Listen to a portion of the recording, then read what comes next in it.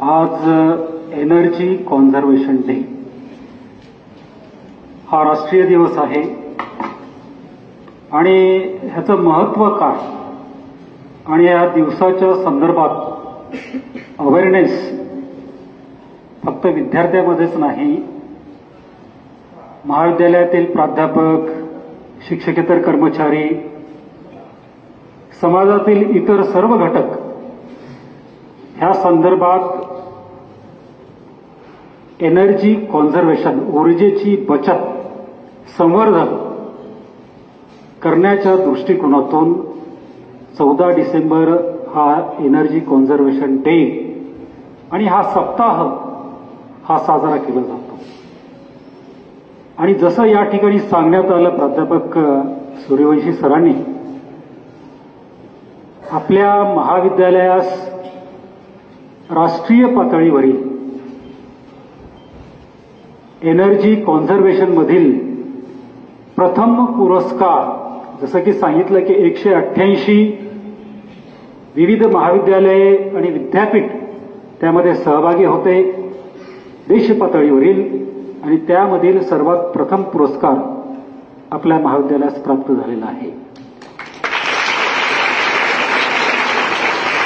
आणि म्हणून आपल्या महाविद्यालयाचं आता हे अद्य कर्तव्य आहे आणि आपली रिस्पॉन्सिबिलिटी आहे की ज्यासाठी आपल्याला एनर्जी कॉन्झर्वेशनचा पुरस्कार मिळाला, की आम्ही खूप प्रयत्न केले एनर्जी कॉन्झर्वेशनच्या दृष्टिकोनातून, ऊर्जेच्या बचतीच्या दृष्टिकोनातून. आज या ठिकाणी तुम्ही पाहतात हे एलईडी लाईट्स आहेत. आपल्या महाविद्यालयामध्ये सर्व ठिकाणी कॅम्पसमध्ये एलईडी लाईट्स आपण यूज करतो. जे टंगस्टन फिलामेंटचे जे लाईट्स असतात किंवा ट्यूबलाईट असते त्यापेक्षा जवळपास तिथं 70% एनर्जी आपण सेव्ह करतो बाय युझिंग एलईडी बल्ब.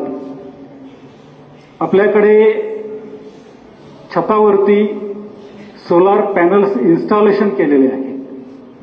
त्यामधून नॉन कन्व्हेन्शनल जी एनर्जी आहे, solar panel converts the light energy into electrical energy.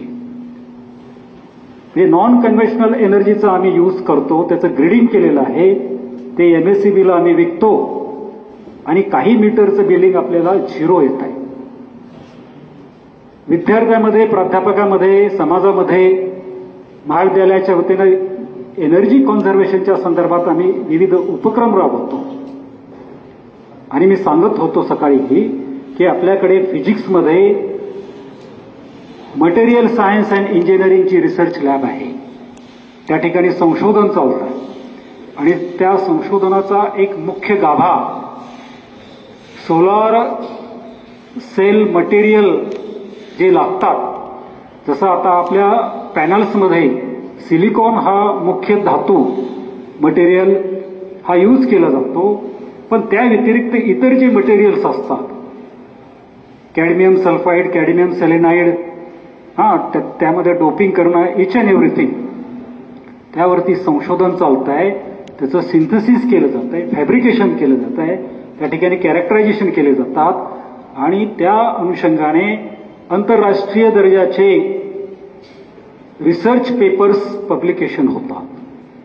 म्हणजे नॉन कन्व्हेन्शनल एनर्जीमध्येही आमचं भरपूर असं योगदान आहे.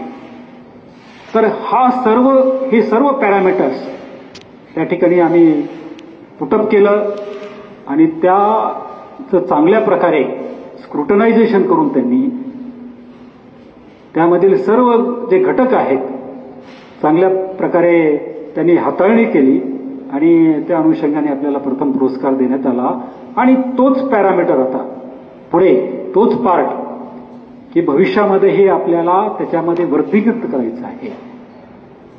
आणि म्हणून हे एनर्जी कॉन्झर्वेशन, आपल्याकडे जे एनर्जीचे रिसोर्सेस आहेत, थर्मल पॉवर स्टेशनमधून वीज तयार होते, त्या ठिकाणी कोळसा वापरला जातो. एनर्जी म्हणजे फक्त हे इलेक्ट्रिसिटी नाही आहे. जसं आपले जे सगळे व्हेकल्स, त्याला वापरलं जाणारं इंधन डिझेल असेल, पेट्रोल असेल, त्याच्यामध्ये ही बचत झाली पाहिजे. आता इलेक्ट्रिकल व्हेकल्स बाजारामध्ये आलेले आहेत, त्याचाही आपल्याला उपयोग करून एनर्जीची बचत, इंधनाची बचत करता येते.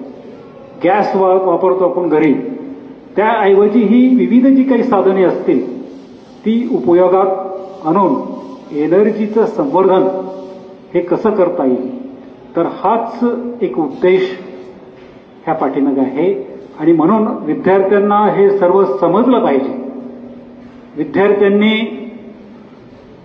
विद्यार्थ्यामध्ये जागरूकता निर्माण झाली पाहिजे आणि भविष्यामध्ये विद्यार्थ्यांनीही, कारण हे घटनेमधला एक पार्ट आहे.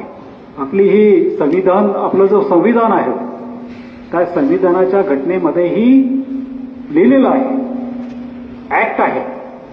आणि त्या ऍक्टनुसार आपली एक इंडिव्हिज्युअल रिस्पॉन्सिबिलिटी बनते की एनर्जीची बचत, ऊर्जेची बचत, संवर्धन हे केलं पाहिजे. आणि त्या अनुषंगाने आज 14 डिसेंबर हा दिवस एनर्जी कॉन्झर्वेशनचा आपण सेलिब्रेट करतो. फक्त सेलिब्रेट करणे म्हणजे नाही, ते अंगीकार नाही. आणि म्हणून एक प्लेज या ठिकाणी प्रतिज्ञा एक घेतली जाईल आणि त्या प्रतिज्ञेनुसार आपल्या जीवनामध्ये आपण वागलं पाहिजे. तर एनर्जी कॉन्झर्वेशनच्या या दिवसानिमित्त आपल्याला अनेक अनेक शुभेच्छा. धन्यवाद. करणे हे माझे राष्ट्रीय कर्तव्य आहे. मी माझ्या घरात, शाळेत आणि परिसरात